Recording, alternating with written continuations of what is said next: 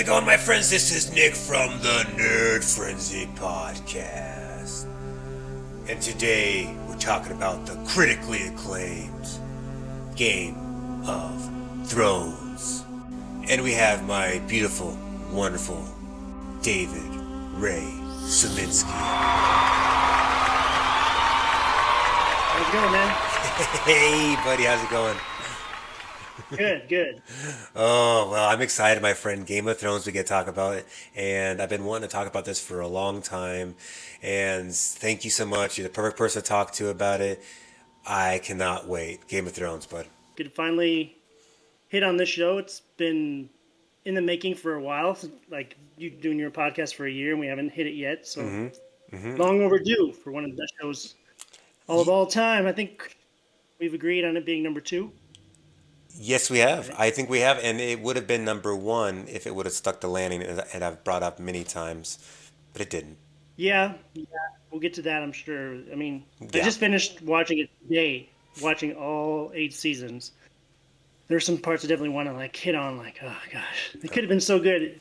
There were some good parts of it, but a lot of it was just. But Well, I will say that this show, it came out when I was in the Navy, and the first season came out right before I went on deployment. I watched it, and like the rest of the world, everyone was like, "Oh my gosh, there's this new show. It's like Sopranos quality, but it's kind of like Lord of the Rings meets House of Cards."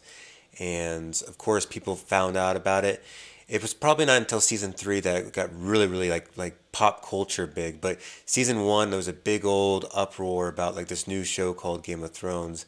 And when you watch it, it has a specific kind of look to it that only really well done movies have. yeah. I actually watched. Remember you telling me about it? I was like, okay, I'll give it a shot. Season 1 actually kind of bored me, maybe because I wasn't paying enough attention. I was like, oh, this looks like an old school show. I was like, this doesn't look very exciting. And I was like, turn it off. Then maybe 6 months later, I gave it another shot and whoa, this doesn't even look like the show I was watching last time. And got hooked instantly. And I think season 7 was just about to come out, and then season 8, and so I was way behind, like I usually am on the shows. I, And I, yeah, I got hooked really quick. a lot of shows, a lot of times too, are not as quality. So it's really hard to get invested in a show when it's not done because typically when you're in the middle of a show, a lot of times a show will start to falter a little bit. A lot of shows, in fact, you'll see right before they go, they have a big old uh, up in ratings because they have these crazy things they do in the show to try to keep it going, but then people would start seeing right through it eventually, and then they kind of just drop. But Game of Thrones is one of those shows where, and maybe the first show I've ever, and maybe the only show so far, that the pacing is so slow that it forces you to concentrate on each specific character and their specific journey, and it does it in such a way that no other show has been able to do. Yeah, and this is probably the first show I've ever seen that was not afraid to do anything. Kill, kill children, burn children, kill pregnant people, kill innocent people, do some weird sexual stuff, cut Yeah. off people's body parts. It was just they were not afraid to do anything, and that kind of maybe is what helped them get their audience. I don't know. It was just, but there weren't scenes you necessarily want to ever watch again. They're like, ugh. But it was like you had to keep watching it while it was going on. You're like, the Red Wedding the first time. I'm sure we'll get to that too. But Oh man, that you're was like, what's going on here? Oh my god! Oh my god! Oh, I can't stop watching it though. in Like terms you came over of. to.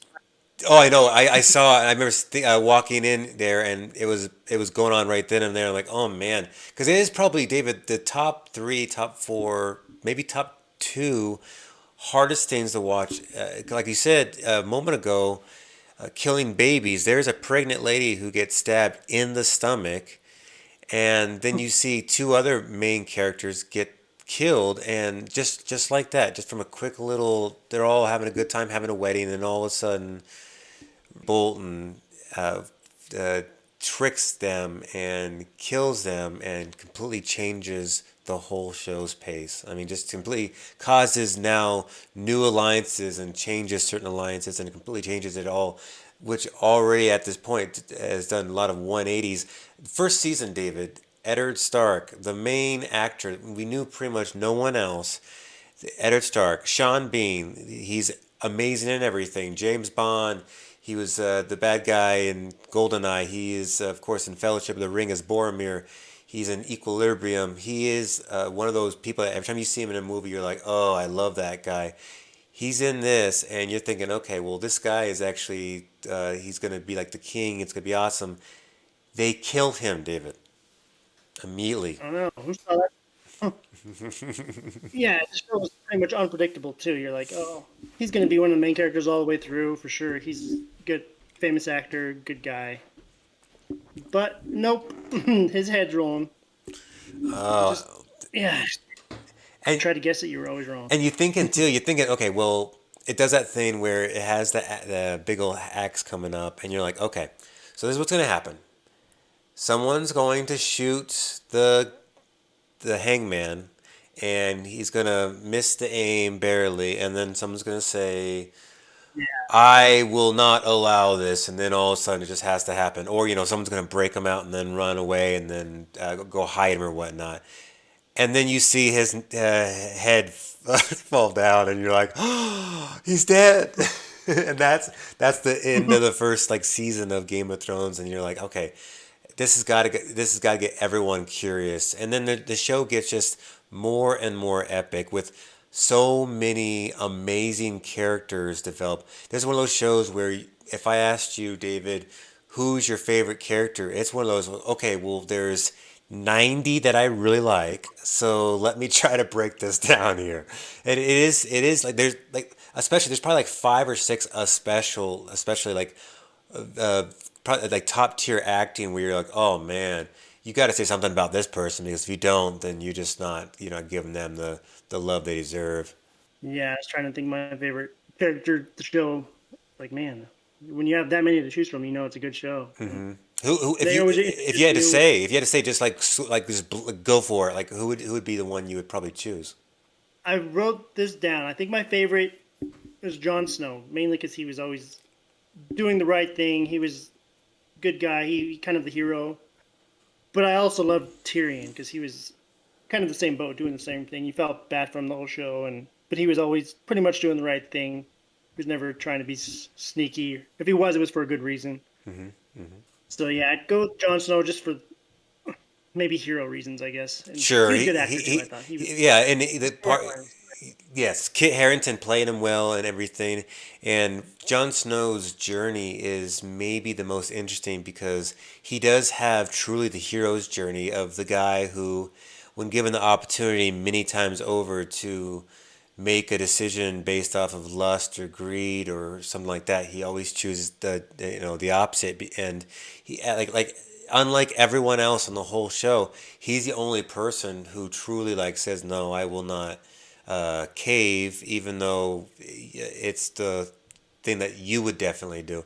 And it is easy to definitely fall in love with this character. At first, whenever they introduced Jon Snow's character, I remember thinking, okay, he's a bastard of this family, and I'm already thinking this guy's gonna be interesting because he's already lived like a second rate kind of life where everyone else kind of looking at him like, oh hey, it's just you, and then everyone else is all like kings, like princes and princesses kind of thing.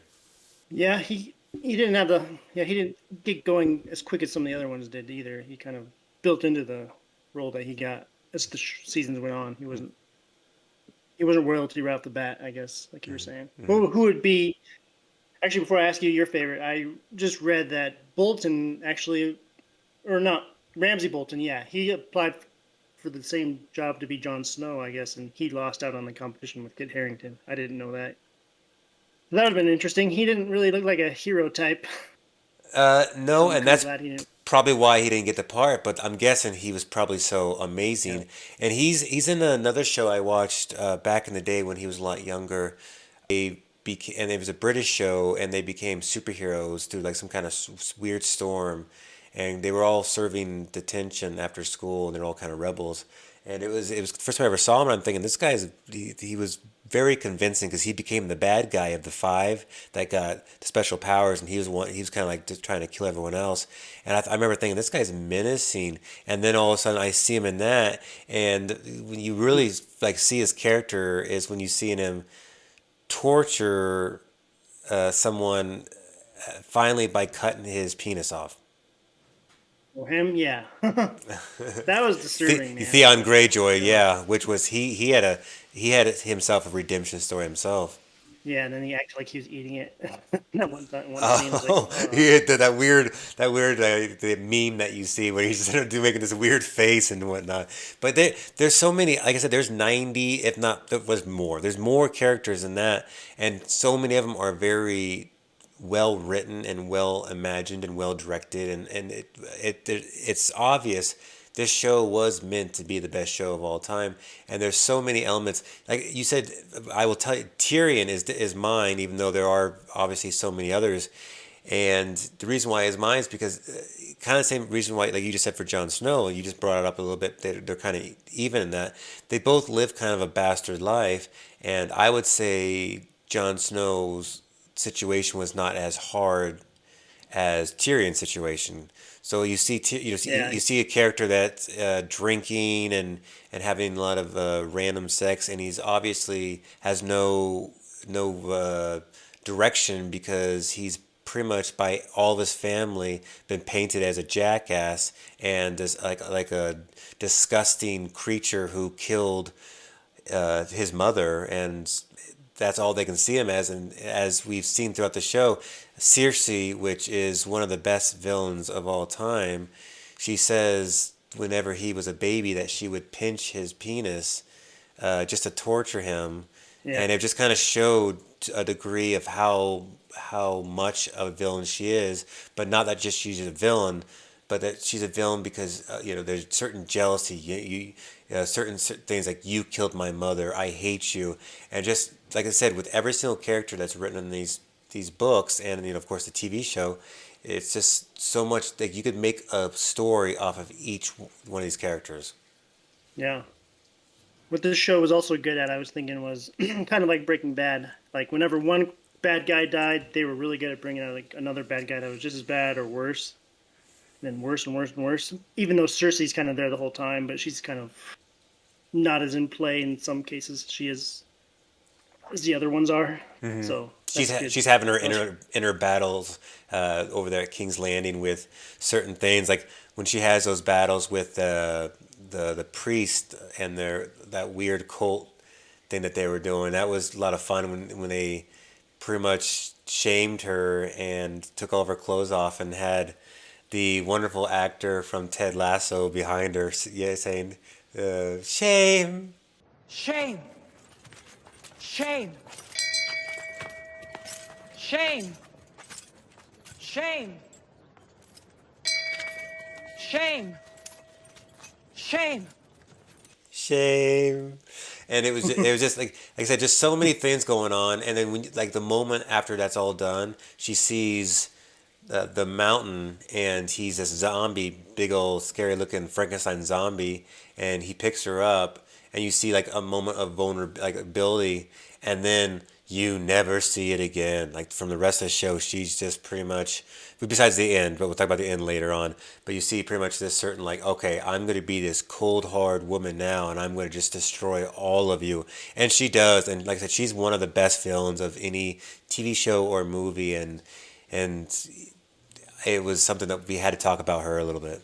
And of course, you have her yeah. disgusting love affair with her brother Jamie. And talk about. I was going to ask you this question too, and I don't want to put the spotlight on you, but I was thinking for a quick little moment, and there's probably many for you. Like maybe like good to like characters that you maybe hated to loved or loved to hated, and one character that I definitely hated at first and then fell in love with was Jamie Lannister, and his character arc was very interesting. Yeah, he was a good one, except for how it ended. I thought they could have ended it better with him. Oh yeah, oh yeah, Like it's one of those things starting to that fall, it was weak.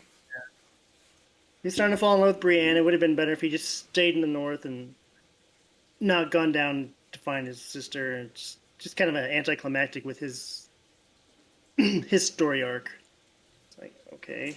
And the way Yeah. Cersei Ron and like the way Cersei died was just ridiculous. Like, come on. They should have had John Killer's Daenerys killer or Arya killer. Somebody. She shouldn't have just died by rocks falling on her. It was kind of a cheesy way to die. Yeah, they're probably going more for like this like Romeo and Juliet, but yet her and her Romeo, which aka her brother, wanted to go out Yeah. like together. And there is a degree of me that whenever I saw it that I was like, no, that's fine, that's fine. But I was also just so angry with everything else going around season 8 that it was hard for me to register pretty much anything good with the story wise. Besides, of course, everything else being astounding as usual, but story lacking for once, which is weird because Game of Thrones was known for its story, and then all of a sudden it just lost it. But it is Yeah. what it is. I had a little prop here for season 8. Like, is this what it was like watching it? I can't remember. Seriously. Like, Oh man, it took them longer than usual to make a season, even though it was less episodes and pretty much no content to work with. So it's weird, and like half of an episode was, and I'm exaggerating a little bit, but something that you really wanted to see, that you were kind of excited to see this big old array of armies. You don't get to see it, and their thing was, oh no, we wanted to kind of have you this like whole psycho. Whenever the thing's being stabbed into a lady, it's not showing it. It's just kind of, it's just making this scary, but it's just kind of showing off kilter like what's happening. But yeah. what I saw was just laziness and like that whole season. And what happened was, I guess, George R. R. Martin, he obviously he's not done with his writing the books yet, and so he tried to give them like an outline of the last couple seasons, and the second to last, and I think it was maybe the one before that. They started rushing the story a lot, making things a lot quicker. Typically, if it took someone through 2 seasons to get from A to B, this time it's going to take half of an episode. And at first, I thought that was nice, but then not just by watching the ending, but just realizing that what makes Game of Thrones the best is its pacing in the first place. So what they should have done is had 10 seasons, but have the same choices that were made and have a much better and well defined series finale, which could have caused Game of Thrones from now going from second to not only go being first, but destroying everyone else. That's not even close to come. And be like, oh, maybe in 70 years, someone will be able to come up with something as good as this. So is he done with the final book yet? I haven't really looked for No, it. no. Like, In fact, he's not even on the second to last book. I don't believe. So he's yeah, I know. really jumped. Yes, they really. I understand to some degree. Obviously, you have these guys, the DB Weiss and David Dentinoff, and they were the ones who came to him in the first place and said, we want to turn this to a show. And it is that the show was so amazing. But funny enough and sad enough and ironically enough, they were told that hey, we want you to direct a Star Wars trilogy. So they Oh, yeah. started getting their feet out the door immediately, and you could kind of see with the quality of certain things in Game of Thrones. And sadly, from the ending of Game of Thrones ending the way it did, it allowed him to be fired from the Star Wars project. So it was just kind of like a double-edged sword on both sides. But yeah, for the Yeah. most part, these guys were geniuses. And this show, I mean, still, like, even the last season, for lack of bad writing, was a critical success in how it looked and how it sounded and how the acting was. Everything was spot on. It was just, and this show has like movie quality for a 55-minute, 8 episodes per year, 8 seasons, and then all of a sudden you have when you really think about it, you have hundreds of just hours per character to really get them developed, good or bad, and then it just you see it all unfold, and it's like, oh, okay, well, okay. They had so much money, it's surprising they couldn't make it look better and cooler and let us be able to see it instead of it being so dark. Because I remember that night we watched that episode together pretty much at the same time. Like we were texting each other. I think I saw people on Facebook saying, "Is something wrong with my TV? I can't see what's going on." It's like, nope, this is the way it's meant to be. I mean, Enjoy. good luck. Oh man, yeah, it was, and I don't want to talk too much about the last season. And the good thing, David, is they are doing a prequel. It's going to be Yeah. like it's going to be talking about pretty much all of the Targaryens about 300 years before, and kind of go through their whole story about the dragons and how their little civil war and whatnot. So we get to see that history, and I'm hoping, because first of all, we don't know anything about it, so there's really nothing for us to like bitch about in terms of like what the content is. So if it's very well done, they could redeem their last season situation. And Sopranos is a prime example of having the best show of all time, and then having the end of it kind of being too vague and too, and it kind of destroyed the whole feeling of it in the first place. And this show did the exact same thing. And but one thing it does do very well is it creates so many characters and all these different actors throughout this show have now a very good solo career going to movies and TV shows themselves because of this one show. And the show, the crazy thing about it is it did cause, instead of a one season, like Squid Games is kind of started with the first season, but Game of Thrones did that for 8 years. So it stood the test of time for a long time, and it is the the show that most people would compare. Like, hey, well, is it as good as Game of Thrones? No. Okay, well, there you go. Yeah, hard to compete with that. So, getting back to some of the characters, who was your least favorite character? Like, who was annoying whenever they were on screen? Like, oh, get them off the screen. Now, do you mean like bad acting wise, or just like the characters on, and I know I'm about ready to cringe because of it? Characters on, about to cringe. Okay, because I was gonna say, because there's really no bad acting. I think the only character that I really did not like ever was just because, and I don't know if it was the acting. It probably wasn't even the acting. It's probably just a weird character.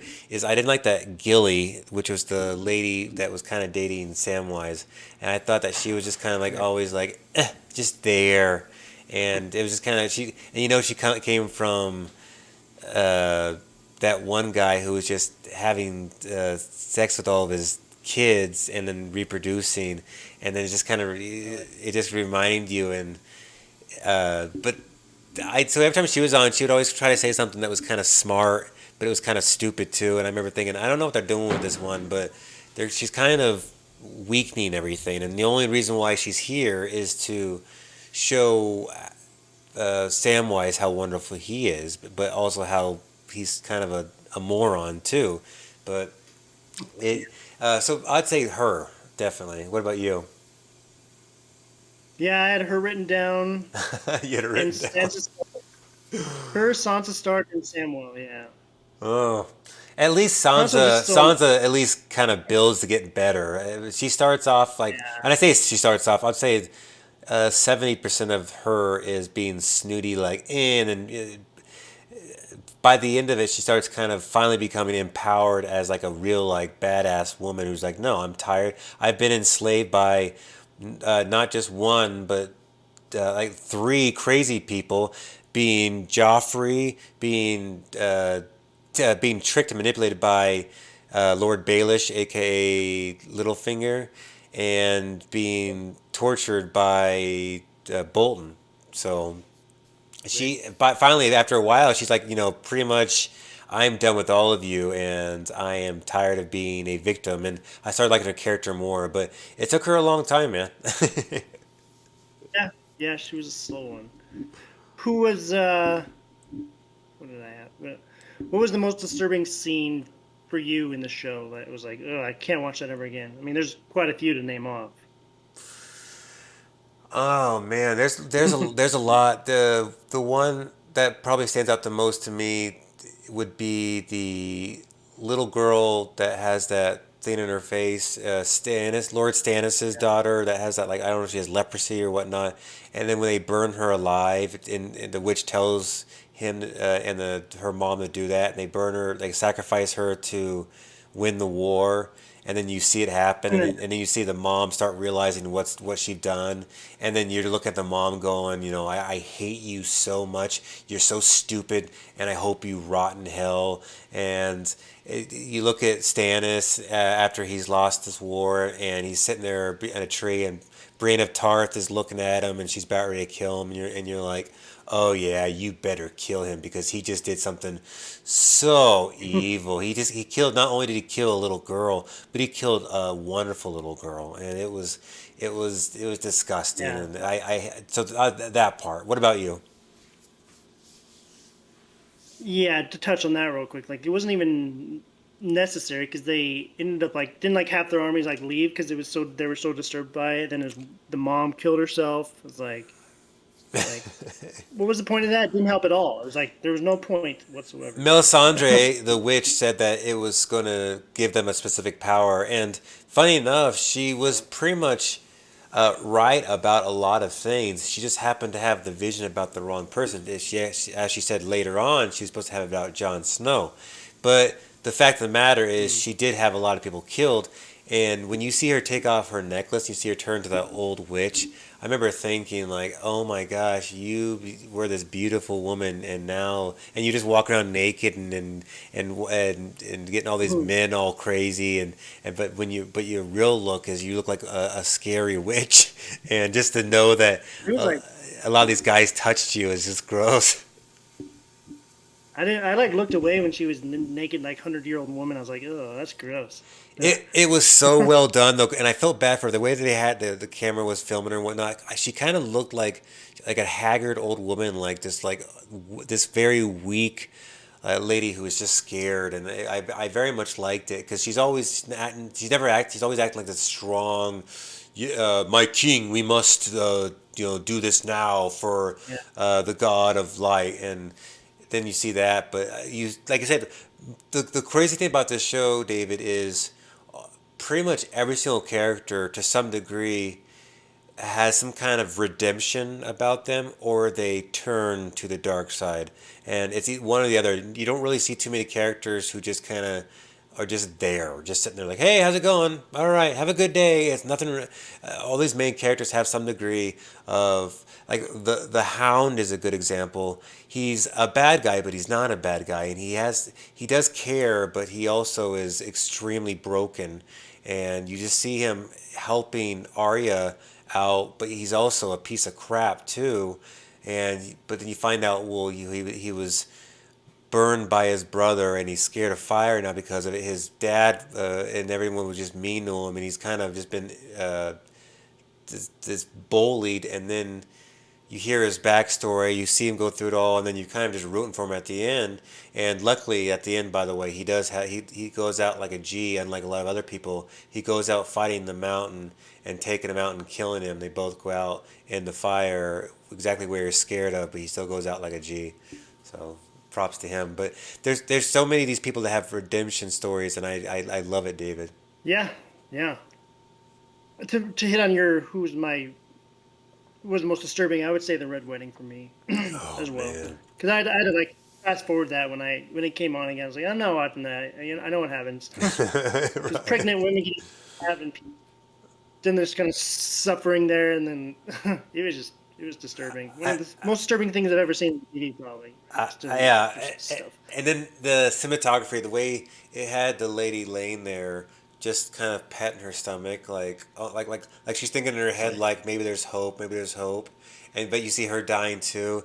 And Yeah. I remember thinking, like, this scene is going to give me nightmares, and you know what, that might have been that's probably my number two, two or three. So Yeah. it is really hard, and the only reason why the girl one was because we see the girl throughout a few seasons, and then she dies. Where this lady, uh, an unborn baby. She's, probably like, well, she was pretty pregnant, probably like what, 8 months, 9 months pregnant, and this the whole thing, this representation how he picked her. She's just a nurse and just a normal lady, and he picked her, and it was kind of a beautiful thing, like a king meets a pauper, and they fall in love. It was really nice, and then all of a sudden she gets stabbed. You're like, oh, and then like, yeah, yeah, yeah, yeah, and then just like, oh, a reminder. I'm watching Game of Thrones, where George R. R. Martin has repeatedly said in interviews, "Don't get comfortable with any character because I might just have to kill them."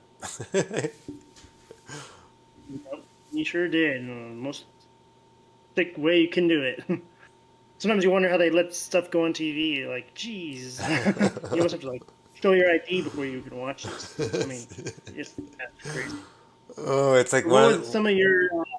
Oh, go ahead. I would say it's one of those shows where you definitely like, oh, well, you might be at the right of age, like, oh, you might be 17 or whatever, not, but I still need you to wait a couple more years. Yeah, yeah, you don't want high school people to watch that either. Anyways, happier stuff. What was like your favorite moments from the show? Like you're like, oh, that was so cool. Or like, what made you? What were some things that were scenes or episodes that you loved the most? I guess.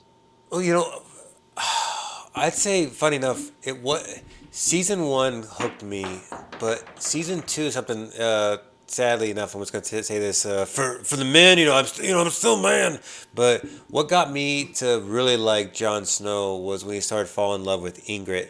I thought that whole him going for the wildling thing, the whole idea of him meeting his enemy, like this, like they'd be like a Pocahontas group, and he's more of like a cowboy, or like he fought for like Dancing with Wolves. Kevin Costner goes and hangs out with the Indians, kind of thing. It was that's how I remember seeing that, and I really liked it, and I liked that they in real life fell in love during the filming of that, so it even makes it much better. And they're married and whatnot to this day. So it's something that really got me hooked for Jon Snow's character, because everyone in first season fell in love with him, and I did too. But I was hooked on Daenerys. And we got talked about her little story in a second for sure. But I was hooked on her, and then Tyrion, and then it wasn't until season two when I started really liking Jon Snow as well. So I would say whenever we see, it was around this time when we see the the White Walkers, and he's hanging out with the wildlings. That's whenever the part of the show when I just started getting really giddy, and I'm like, oh, now I'm hooked. Now I can't wait. And then pretty much after that point, Jon Snow was one of those characters where every time he was on, I was intrigued. What about you? Um, yeah, one I loved anytime they had the White Walkers on the show. I was like, ooh, because they're like they're just like over here building an army slowly, slowly, and the other people are like fighting north versus south basically, and like how is that all going to work out? But I remember because I liked Jon Snow so much. I was sad when he died, like when they killed him. I was like, oh my gosh, are you serious? They're going to kill him? His own men. And then when he came back to life, I was like, oh, that's awesome. That's cool. So I love that scene when he came back to life. That was pretty cool. And funny enough, I actually for maybe one of the first times, Children of the Corn too. I'll say Children of the Corn. I also wanted children to die, but in this one, when that little kid who used the bow and arrow and shot his woman, and I already hated Yeah, that little kid for that, even though technically that kid was not in the wrong.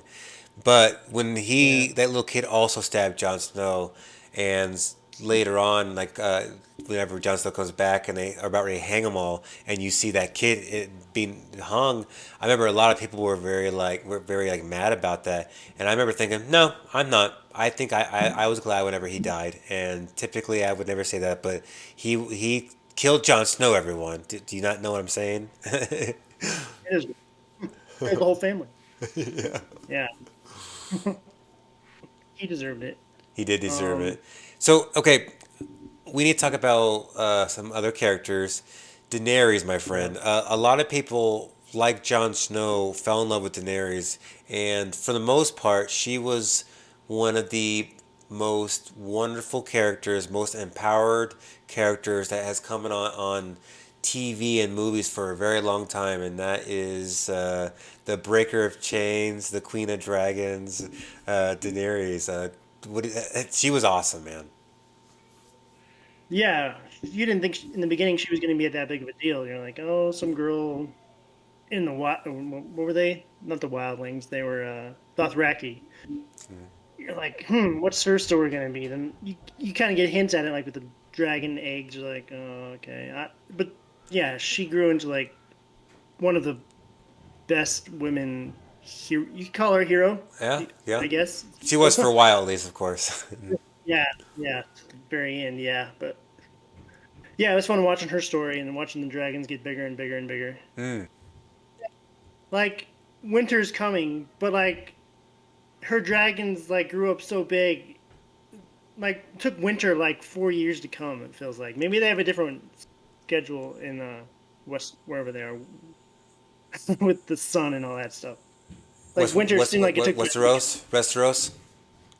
Is that what it was? Westeros? Yeah. Westeros is Seven like kingdoms. kind of like the map, and then the Seven Kingdoms are within Westeros. Yeah, it's kind of like you can totally tell. It's sprinkled out throughout all of Game of Thrones, and George R. R. Martin will be happy to bring it up. But he said obviously J.R. Tolkien is the reason, like the Lord of the Rings philosophy, just kind of the way that politics worked in Lord of the Rings was completely inspired Game of Thrones, and it is very obvious, especially if you read the books.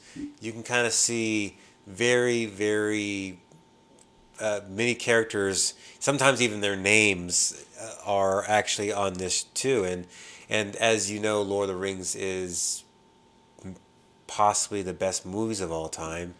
So it's something that this right here is, even though it's more political and darker and just kind of shows things like we talked about earlier with pretty much everything that would make you cringe, but it also shows fantasy and medieval and all these wonderful things and mixed together so perfectly. You're thinking like, how could this even be possible? But they do it, and this map that they copy, kind of like Middle Earth.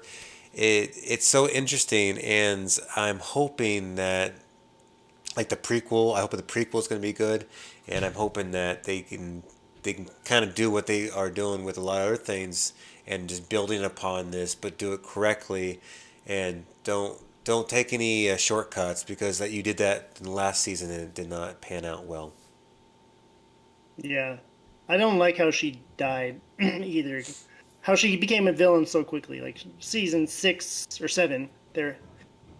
No, even 8. She's helping them kill the White Walkers. Like on the same team. Like yes, we just killed all the bad guys. Now let's go kill the other bad guys. And then all of a sudden they're like, you're getting a little too crazy. You're dead. It's like, Yeah, and when Jon Snow and her found out that they were related, and he kind of stopped like touching her like in a sexual sense, you could see the light switch turn off. And but I would, how I looked at it is, okay, you did more for this world than anyone else has done. You have freed so many slaves, and us as the audience are watching you, and you are easily, like I said, like you said a minute ago, like you're one of the most wonderful, like badass women that we've seen played on TV and movies, and we were all rooting for you. And you had this wonderful like slow burn up of just freeing all these people, and then you had a little bit like bumps up and down of doing making decisions that might have been like kind of like your dad would have done, the Mad King. But for the most part, your your whole arc was supposed to be the opposite of it. And I don't have a problem with you eventually becoming evil. Like you said a minute ago, it seemed like it was rushed, and the creator said that they splashed it throughout the whole show. But I thought if that was the case, I saw it kind of splashed throughout the last couple seasons, but I didn't really see it splash in a hardcore sense. Besides parts whenever she's like enjoying killing slave owners, but I didn't really see that as being necessarily a bad thing, because I think anyone sees thousands of people in chains and being whipped and beaten, and then all of a sudden you see this guy stand there, you know, being the one that's telling this all to happen, you're like, yeah, if you guys want to rip out his arm and leg sockets and then just slowly kill him, then I understand. So when she would do that kind of stuff, when she would burn them alive and all that kind of stuff, I was thinking, this to me does not represent Mad King. This represents, you saving a people and then letting those people know this is what I think of your slave owner, and it was beautiful. But then they had that last weird stuff happen, and it was just kind of it felt like the last season was all unearned, and that everything, all these decisions Yeah. that were made were all made hastily, and then the consequences of almost every single character was destroyed. And sadly, like I told you earlier, whenever the Hound has a better ending than our favorite characters, that's kind of a bummer. Yeah. Yeah. John's ending wasn't very exciting because he was going to be the king, I guess, too. Yeah, and then like Jamie, and it's like just a lot of endings just didn't turn out the way you were thinking they would. Yeah. Did you feel like the show turned from like a Braveheart to a sci-fi from like because once Bolton was dead, it kind of didn't feel as like dark and evil. Kind of took a break and kind of went to the dragons, the fiery, burning cities down, and science fiction-y kind of almost in the last two seasons. I don't think science fiction. I think more kind of fantasy. It got more into the mythology of the dragons and more into the mythology of the undead, and you kind of start like the second to last season was fun because it brought a lot of these side characters that you saw throughout the show sprinkled in there, and then gone for a while, then brought back in for a while, and you saw them go on that awesome heroic journey to where they all went into the ice, and that's when you saw them try to capture a White Walker for proof, and all that stuff happened where like one of the dragons died and whatnot, and they got that proof for Cersei to show her, so then they can kind of stop their war and then just fight the White Walkers. But so you see all these awesome things going on, you're like, oh, this is awesome, and but I see what you're saying. The tone did change. It seemed like I said, and I think it was probably the same time, right after Ramsay died. It seemed like that's whenever they didn't have any more book information. So then they kind of started bringing the outline and stuff. And even though the pacing was kind of refreshing at first, then you realize like, oh, there's probably a lot of stuff that we're missing right now. And then it was like I said, it was all too late when after the last episode. You're like, oh, it's that whenever Grey Worm is telling Jon Snow that he is banished to a place where his brother Bran is the king, and Grey Worm is going to a different continent, and everyone agrees upon it. It just makes the whole thing kind of felt cheap and whatnot. But there's a couple characters that I want to bring up that a lot of people don't ever bring up, but I always bring him up because he's someone who I've seen in other movies. He was in Alien 3. He was the doctor. But the man I'm talking about, and you and I did a little stupid sketch with his character, and his character is Tywin Lannister, of course. He's someone, Bad. and his name is Charles Dance, and he's someone that I've been watching for a long time. He was also in this very odd Eddie Murphy movie called The Golden Child. He was the devil, and he's someone I've just been watching all my life. And I remember seeing him in the second season when you see him, and I talked to you about this with you the other day, and how it just kind of was a reminder how the Game of Thrones quality was so amazing. The first time you ever see him in second season, very first episode, he's cutting up like a deer or an elk and whatnot whenever they're talking to him, and you just see him doing this whole thing as a butcher, and you just see like the intensity of this character and the sternness and the wisdom, but yet like the intensity, and just kind of how you could tell people were probably intimidated by the guy. But I just always like to bring up how his character was just so, every time he was on screen he was just magnificent to watch. He was the only one we were talking about this the other day that could put Joffrey in his place, and like he would just sit down, shut up, and listen to him because he was intimidating. Yeah, even So yeah. Joffrey's mom could not control him. But yeah, it's one of those things too, and it's hard to for an actor to be able to convey that kind of strength to like a lot of times when you'd see it in movies, you'd see this guy like and he's like trying to bark at someone and someone's being scared of him, and I'm just looking at him going, yeah, I don't believe that at all. I do not believe that's stupid. But whenever I remember he has those very intense things, and you and I, when we were filming our little scene, I just was thinking about his intensity, and luckily you had it down very well, and I just got to play Tyrion, and you played him, and you had you're like Tyrion, put down the bow, but yeah, and I was just like, I could just hear his voice as you were saying it. It was just, yeah, it was fun. Yeah, that was a scene you didn't see coming either. Like, whoa, he's gonna kill his dad. Well, he's taking a dump. Okay. Oh, I know. And you're thinking too, this guy, he's a very prideful person, so it would be very, very embarrassing him knowing I'm gonna die in the pooper, and that was a special. It was like it'd be very shameful for him because he was, very high in stature kind of man, and to know, and he could see it too. He was looking at Tyrion and he was trying to talk him out of it, and yeah, Oh, but you could see his kind of final attempt, which he did for the first time ever in the whole show, where he kind of just says, "Hey, I've noticed that you have a lot of wonderful qualities," and he's trying to like woo him, and then he shoots him again, and I'm like, "Oh, he killed him," and then yeah. and then he says, "I will always be your son," and he shoots him, and it was just Yep. it's something that when you think about those kind of moments, even though you're like, well, yeah, he was an evil guy, you're still thinking you just shot your father, and it was just Yeah. very intense. And right before that, you choked your lover to death because she betrayed you.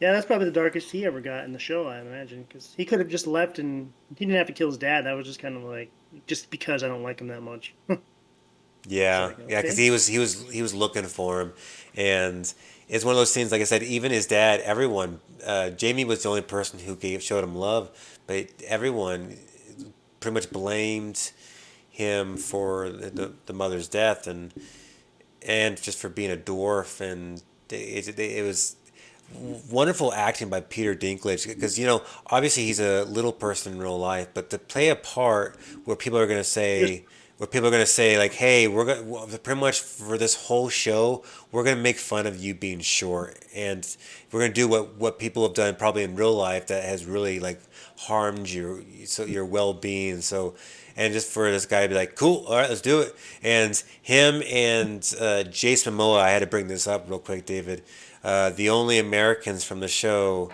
So we had to talk about both of those wonderful characters, and of course, Jason Momoa being the sexy beast he is. We only got to see him for one season, but playing Cal yeah. Drago. But when we get to see him, we get to see him at his finest. He took control of the area. This is the way. Till eventually she's like, no, we're gonna do it my way. I want to see your face. And of course, he's And yeah, he's like, what? You want to see my? We won't go too into that, but yeah, he was he was good. Good. He wasn't really a bad guy. He's kind of a neutral, I guess. He was a good character though, but he like Arnold Schwarzenegger. I said like he fit the role perfectly, where you don't have to any dialogue. You just ooga booga blah blah blah. Blah, blah. Just you don't have to. He didn't speak English at all. I don't think the whole show. he would say things like he speak a little English, but he was like you're my moon Yeah. bear. I forget what he say little nicknames for, and it is. And my wife, she brings it up to this day very constantly, and she has a little thing for Jason Momoa, as do I, and as do most people that they talk about him being the perfect specimen, but. When you see him in this, and you see him kind of playing this barbarian character, and when you see him like that, especially that one part which was so pleasing. You talked about earlier, like talking about pleasing parts. This part was pleasing. Whenever Daenerys' brother tries to screw her, and then he dumps that gold on him and says, here's your crown." Money, please! A crown for a king.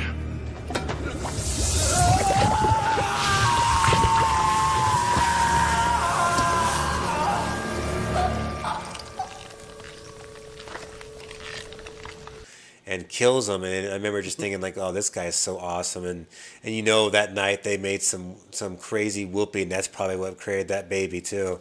Yeah. What killed the baby? I forgot. Oh yeah, the witchcraft. The Yeah. witchery. I can say the witchery. There was witchery going on.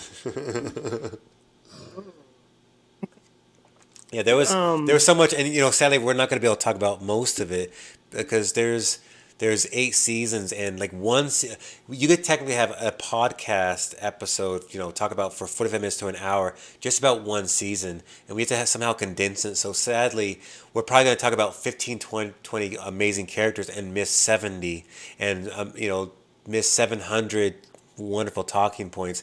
But there's so much for Game of Thrones to offer, and even though it had a little bit of a nasty ending, its whole is like an A+. Like the sets the bar to top quality, and if they keep on and hopefully they have the right story and do maybe go back to how they did the other, the older Game of Thrones, and if they want to come on building upon it, just make sure that that's the case, and don't screw it up. I mean, there's so many things.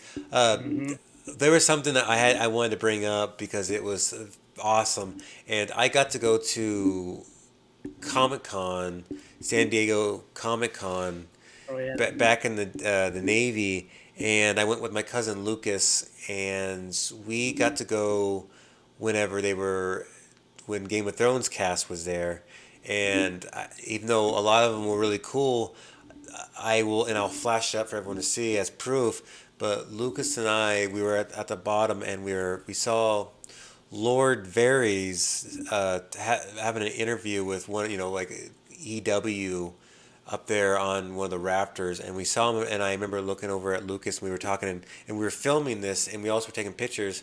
And he says, "Oh, look, there's Lord Varys," and right whenever we did that, we were pointing at him, and he looked at us, and he saw us.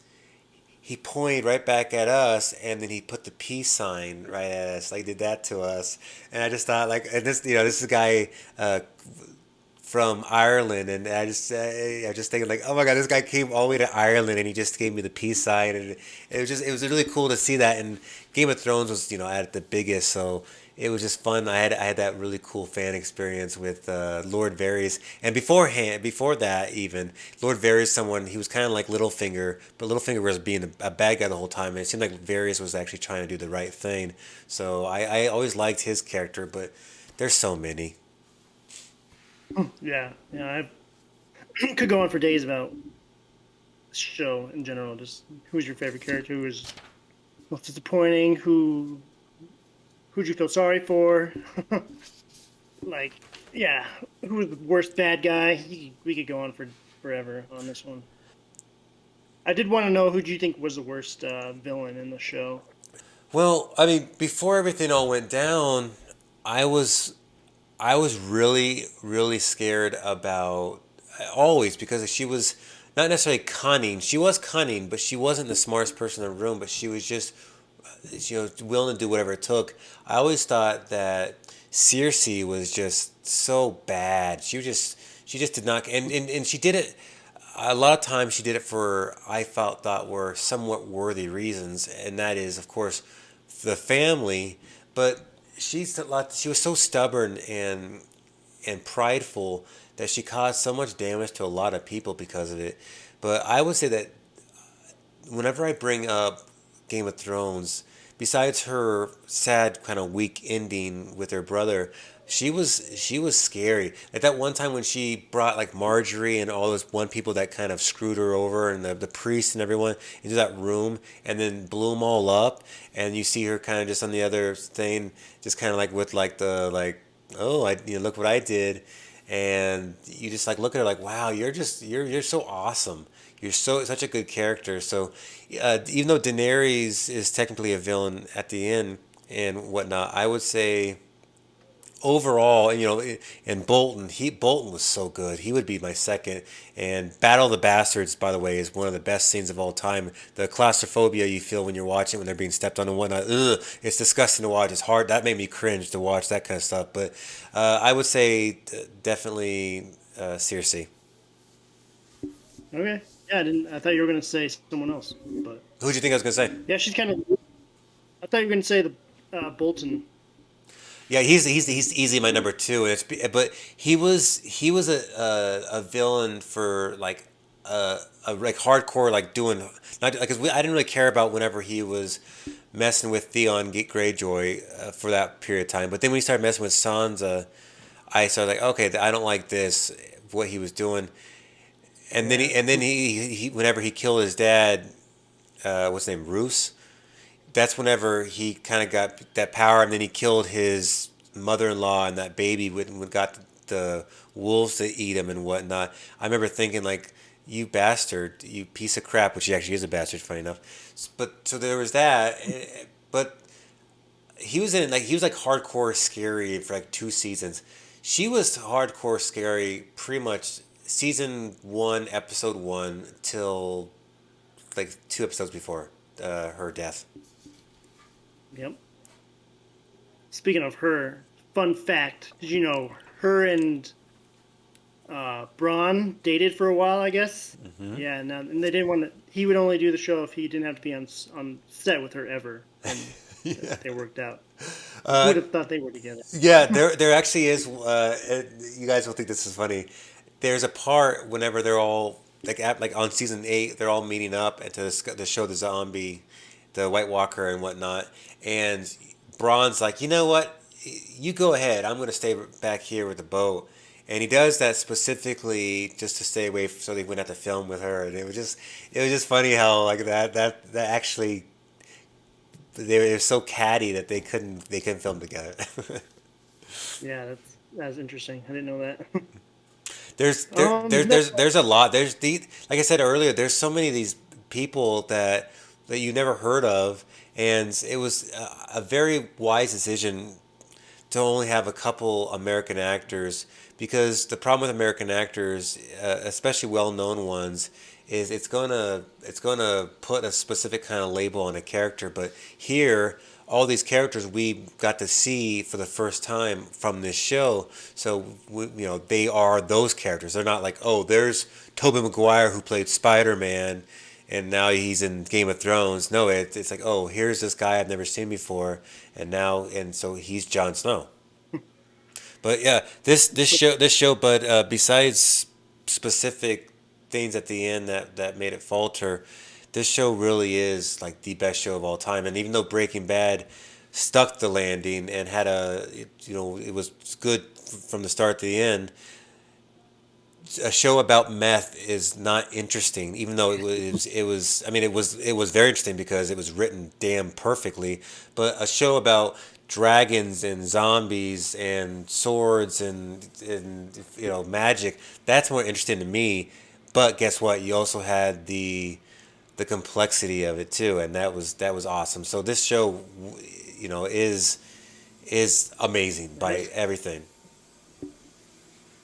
Yep, had everything you'd want in a show like this. Like, who would have ever thought a medieval show would have zombies and dragons? I mean, dragons maybe, but undead people is like, geez, that's crazy. And some of the crazy storylines they had, it was good, but it's still good when you don't want to rewatch it. That's kind of a sign you know it's good. Like you say you don't really want to watch Breaking Bad anymore because it's so good you don't want to watch it because some parts are so messed up or whatever. Well, I mean, and plus I watched Breaking Bad 2.5 times, and I watched Game of Thrones 2.5 times too. So it's one of those things. It's also just, and with the stage in my life being a somewhat brand new father and whatnot, brand new husband for the last 5 years. So it's ever since that part came up, I don't have time to rewatch TV shows unless it's something that's like Mandalorian or whatnot.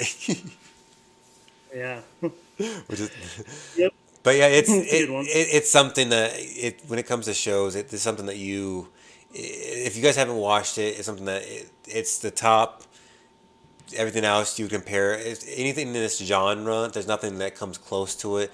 Vikings is a pretty decent show, but for the most part, Game of Thrones is the king, and we are waiting for the like there's a good little metaphor. We're waiting for the WoW killer or the World of Warcraft killer that come and beat World of Warcraft, but nothing's came yet. Nothing's came yet for Game of Thrones yet either in terms of this genre. Yep, I agree. Yep. Yep, it's gonna be hard to beat. Oh yeah, absolutely. Well, on that note, brother, thank you for even what you and I have been talking about Game of Thrones, doing this. I think this is like the first conversation we ever had about. I think it was Star Wars, and then the second one was you threw in Game of Thrones with everything else, and then it's just one of those where I wasn't ready to talk about it yet because I was still hurt and whatnot from the last season. But that was like 10, 11 months ago, and I'm glad we got to talk about it because it is something that's so special and wonderful and needs to be talked about. So thank you, David, for coming on, buddy, and we will talk about the next topic very shortly. But Sounds good. Thanks for having me on. It's fun. you know what, David? See you next time. You know nothing. Love you, buddy. Take care.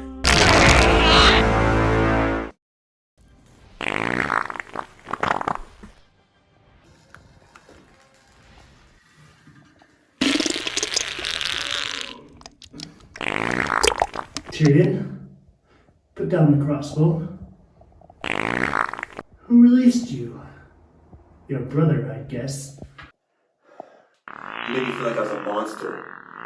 Like I was a bastard child. All right, put the gun down. Let's go talk about this in my quarters. You shot me! You're no son of mine. One second.